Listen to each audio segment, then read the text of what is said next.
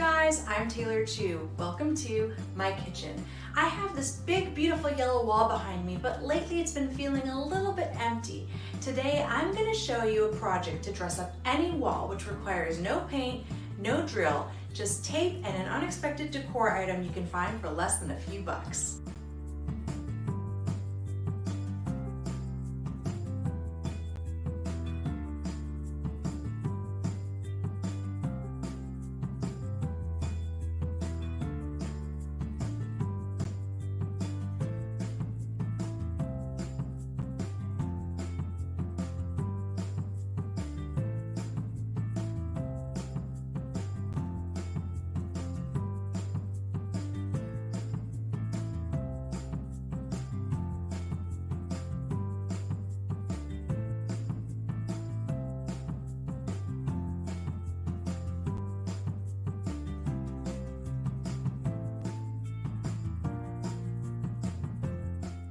So fast, so easy. Nothing like painter's tape and paper plates to dress up an empty wall. Content creators, this is a great way to make your own DIY video backdrop.